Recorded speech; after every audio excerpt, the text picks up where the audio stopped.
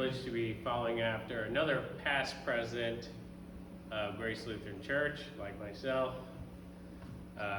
One of the greats. I hate saying his name. I don't use his name. Douglas Merring, please. My dad. Keynote eulogy.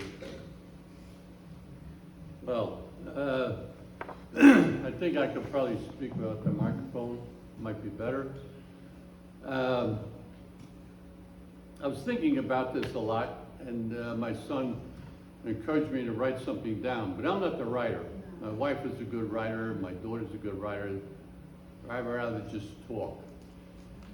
So, in thinking about Steve, where do you begin and where do you end? Began with a car.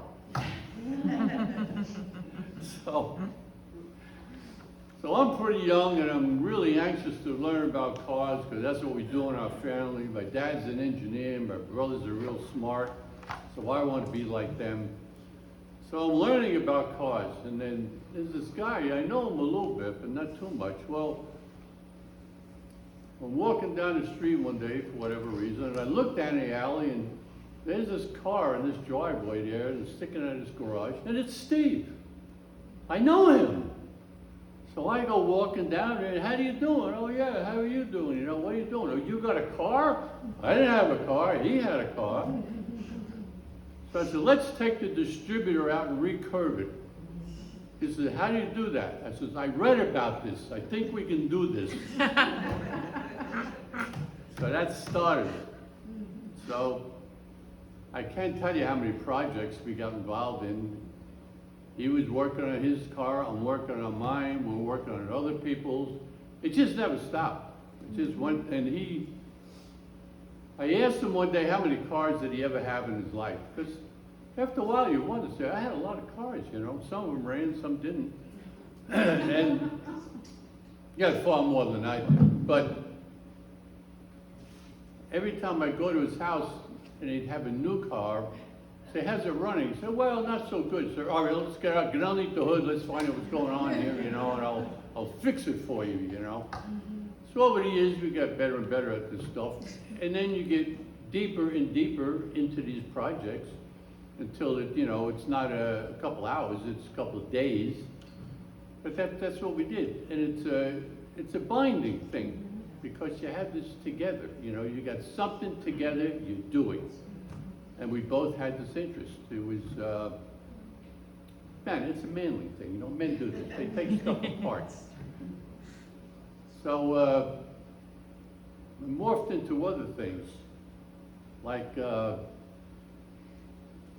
my parents had a house in Fort Lauderdale, and there was a car there that we needed to transport back to New York. But I don't want to do the whole thing myself. So I'm going to get him. I called him up and I said, I need to go to Florida and I need to drive a car home. I said, you pay for your ticket, I'll pay for everything else. Great, when can we go? So that started this adventure. We flew down together. We thought, oh, we're gonna rent a couple motorcycles, you know, we're gonna be like Hell's Angels going over to Fort Lauderdale, you know. Until we found out we couldn't afford the big one. We probably would have killed ourselves anyway. So we got this little like 10 horsepower single cylinder thing. We're both dressed up to the hilt, you know, cruising down the avenue with these things. 45 is all it did. Flat out. Here we are racing each other all over Fort Lauderdale. So we went fishing, did a couple of things, then it's time to leave. So we get in the car, check the oil, I guess, probably. Well, if we go back to New York, well, that started the adventure. Every place we went, we stopped, we'd have something to eat, we gotta go out and have a couple of drinks. So where do you park the car? Park anywhere you want. You come back, there's a ticket. Throw it out the window. You're never coming back here, who cares, you know? So, we're having a grand time, and it's about 1 o'clock at night, we blast through this little town. I think we're on 301, because we're not on the big road. We're going through every town there is between Florida and New York. And I'm going along happily. That's after the muffler fell off the car and I drove over it. That was after that. So then we got the muffler on the car, so we're doing like, and I look at my rearview mirror and something's following me with these blinking lights. I said, Steve, there's lights back there. He says, "Dude, pay no attention, you know, maybe it's an ambulance." Well, you know, the speed trap's down there. Well, you've seen the movie with Jackie Gleason, you know, Smoking a Bandit. So the guy stops us. It's him. It's the guy. He's got his stomach out to here, got the glasses on and everything. Tells us all about all of the speed signs that I should know about. We're doing 75 miles an hour. I don't see nothing. We're flying through this town. So I know what's going to happen. He's going to take us there and he's going to give us a big fine, you know. But you got to pay it, right? That's all you can do. So we go in there and it's the hay and feed store, it's a general store, it's the county this, it's the police, it's everything in one building, you know. I think they even sold manure there. So I'm at the counter and the guy's trying to write this stuff out. He's got the most terrible handwriting in the world. So he's doing this, so Steve says, "You got a bathroom?" I said, "Yeah, down the hall." All right. He goes down there, I don't need him for this. Oh, makes out the thing, all right, what is it? I gotta pay the money. So finally Steve comes back and he says, "You've done it." He says, "Yeah, we gotta get out of here." I said, so we're walking out the front door. I said, "What's the matter?"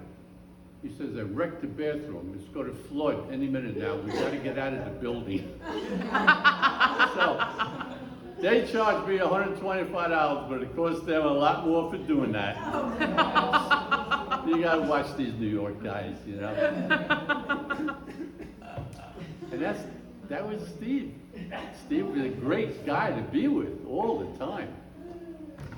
So over the years, you know, we got older, we raised our kids and got a bunch of them over here. And Steve was constant. It was always the same. Fun-loving guy, always had a joke, always a good time. So how many years have I known him? I don't know, 50-something years or something. I never had a coarse word with him. Never once. Never had a disagreement. Not once. Nothing ever came up. We enjoy each other's company all the time. And then one time, 5, 6 years ago or something, I'm just talking to him on the phone. He says, "I gotta tell you something." He says, "Daddy's been acting strange. She keeps repeating the same question all the time, and I answer it, and she keeps repeating it." I knew what it was. I knew what it was because I'd heard these things. And I said, "Keep an eye on her. Maybe it'll go away. Maybe it'll be all right." I knew better. And it got worse. And it was like ratcheting down. And they said, "Oh, she doesn't cook anymore. She forgot how to cook." So now it's getting serious. So over the course of years, I don't know how many years, it got steadily worse. But he took care of her. And there was never a question that he wasn't going to take care of her. And as things got worse and she did less and he had to do more, he just did it. He just accepted whatever he had to do that she didn't do anymore. And naturally, we're all about cars anyway. So we're going out and we're looking at cars. He wants to buy a new car, another car, something nice. So finally found one. And we're having a good time. We're going out places and, you know, just enjoying ourselves with all the car guys. And he says to me one day, "I got to sell the car." So why? He says, "Because of Daddy." He says, "I can't, she won't stay home. And what am I going to do?" I said, "Well, take her with us, of course. We'll have my wife, Daddy, we'll be together. You don't have to sell your car. We'll enjoy each other no matter what." And he loved that idea. I know he did. Because we knew there's a future coming. You can't stop it. But you can enjoy what you can enjoy while you can enjoy it. And that's what we did. And Dottie was always happy. She didn't complain about anything. And it got to the point where you weren't always sure what she's saying, but she's saying something, and you agree, and she's happy. And so we went to places we could go, and we enjoyed it as much as we could. And we would talk about that, him and I, and we knew this, worse times are coming, but for now, it's not bad. She's pretty happy, and he's going to take care of her. And that's the way it was. And I tried to be a little bit reassuring, but he knew what's going to happen. And of course, the sister was already in Florida, and he went down there, and it's so beautiful. Well, once you go to Florida, I'll tell you a funny story. We got this little house down there for quite a while.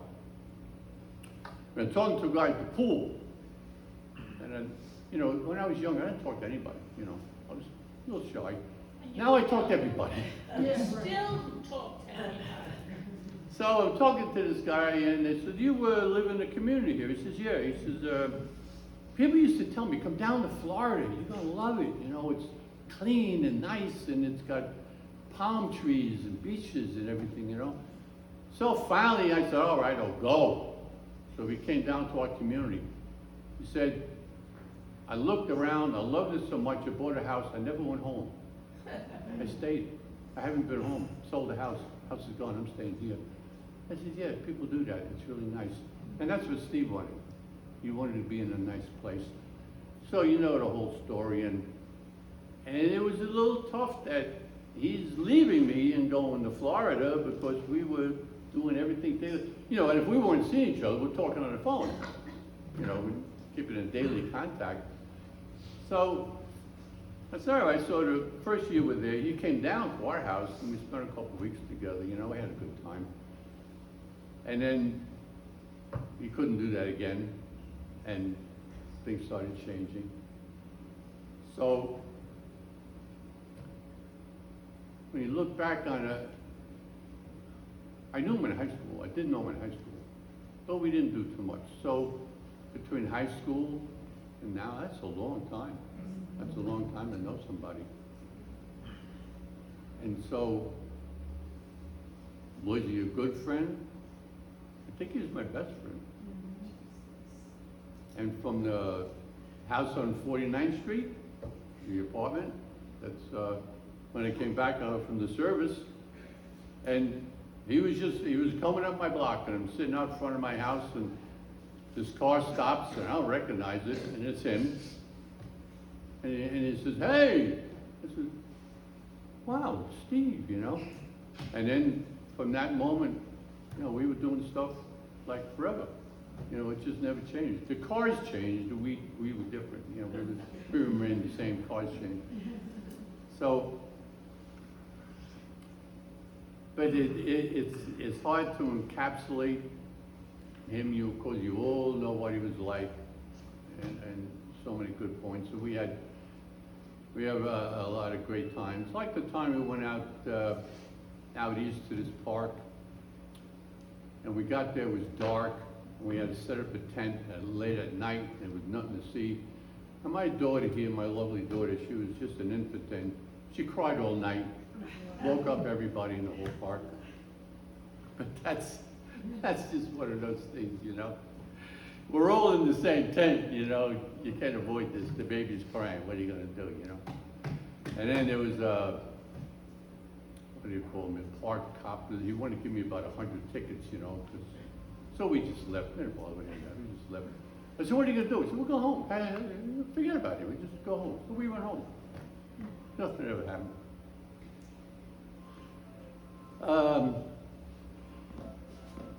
When I look and I see his picture here, I see Dottie.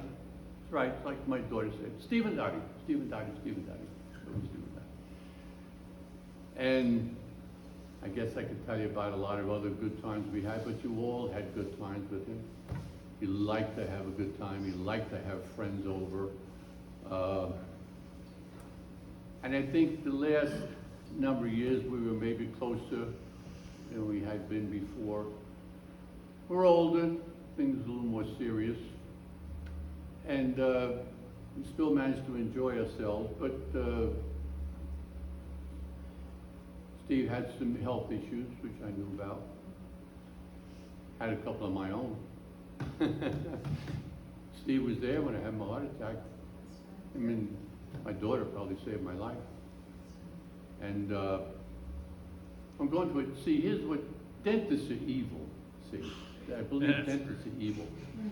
So I come up from Florida, we made this agreement, we're gonna take the engine out of one of my cars, but I got a dental appointment, you know? And I don't wanna go to the dentist, who wants to go to the dentist, you know? So I'm gonna go to the dentist, and when I come back from the dentist, we're gonna take the motor out. Well, I never got to the dentist, I wound up in the hospital. So I had to turn around and come back home, and I just stopped the car at the curb, I don't know how I got there, and I got out of it, and my legs were wobbly, I couldn't stand. He grabbed me, put me in his car, and my daughter came out, and they took care of me. I don't know what it would have been like if he wasn't there. You know, he knew I was in trouble, and between the two of them, they took care of me. I was, I was like you wring out a cloth. I was not capable of doing anything. And then, I don't know, I mean, 4 or 5 days later, I'm home, and I'm good. I've been good ever since. That's the kind of guy he was. Stayed there, took care of me, made sure everything went well. When I got to the hospital, and I looked up from the bed, he was there. What a friend. I've had some good friends, a lot of good friends, and he was the one who stayed with me the longest. You know, some come, some go, some go other places apart, but he was there the whole time. And our families, you know my family and I knew his, and we knew everything we're doing all the time. You don't always have that, and sometimes people have friends who are really acquaintances and not friends at all, but he was a true friend. And of course, he would do whatever it was you needed without question. You know, oh, I haven't got this thing, I don't know how to fix it, whatever. He'd come there, take care of it, you know. Oh, I got a guy, he'll take care of that, you know. He had the answer. He always had the answer. So the question is, how do you live without him? Right? That's what we're all facing. How do we live with this guy who's been a part of our lives for so long? A significant part, a big part. How to deal with that? I'm not sure I have the answer.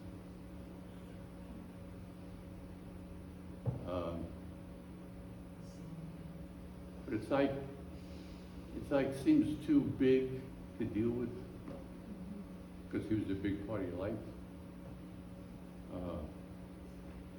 He called me. I was trying to get down there because I knew I had to see him. I knew I had to get to Florida because I knew time was short. So he called me just to say goodbye. I guess our friendship meant something to him. So now here we are. Fitting, the thing we should do, the thing that's necessary. He stayed as long as he could. And he knew when it was time. I hope I have his courage. He's a pretty tough guy. And his daughter, his sisters, well, I've always liked his sisters, but I didn't know what they were made of until times got tough. And just like my wife's sisters, her sister and her daughters, things got tough. They stood up and did what was necessary.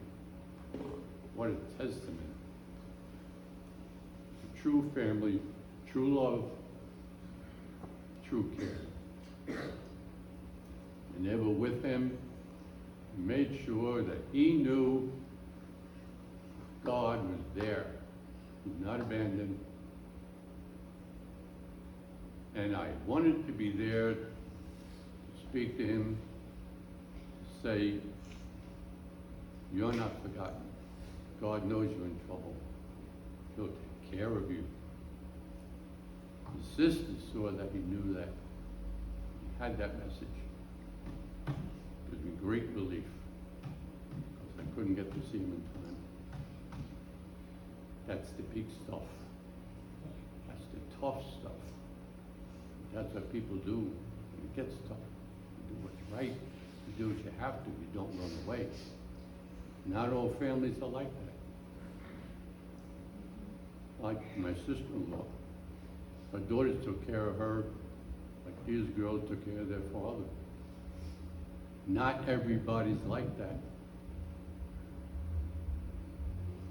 This makes the difference. When you have Jesus in your life, you're a better person. You're not going to run away from these responsibilities. You can't. It's part of you now.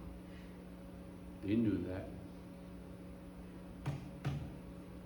That's the kernel, nucleus. You wish all families were the same. You wish everybody took care of their loved ones like that. They don't. They really don't.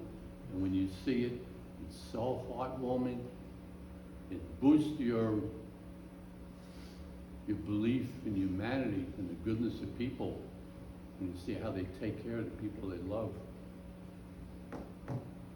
And you know, when you're lying in bed and you're that sick, you know it. You know it, people aren't there because they have to be there. Yeah, because they love you, because they want to be there. Like when I was in the hospital and had that heart attack. And you see those faces looking down at you. When they gave me my stents, you gotta lie down there, like, I don't know, 2 hours. You can't move, you can't lift your head. And I'm laying there like this, and my eyes are going around. And see, oh, over here. Yeah, okay, there's Steve there. Oh, look at that, my brother came, he's over here. You're not allowed to move, but you can move your eyes around, you know. Not everybody has that. Not everybody's family gonna do that for them. When things get tough, sick, people get put away and forgotten. Terrible. But we know better. We know better. It makes a difference. When times are tough, it makes a big difference. So, being here, meeting, talking to each other, this is what you got to do. This is uncomfortable. You don't want to do this. You don't want to go to this place. But this is where you need to be. This is the time. This is the place. This is necessary. Steve would say, yeah, they're going to meet. Everybody's going to get together one day when I'm gone. Yeah, because he knew. He knew what his family was like. He knew you had good friends, good family. He says, I'll be missed. He is missed. He'll always be missed. So my friend, loved you for a lifetime. One day we'll see him. One day we'll be together.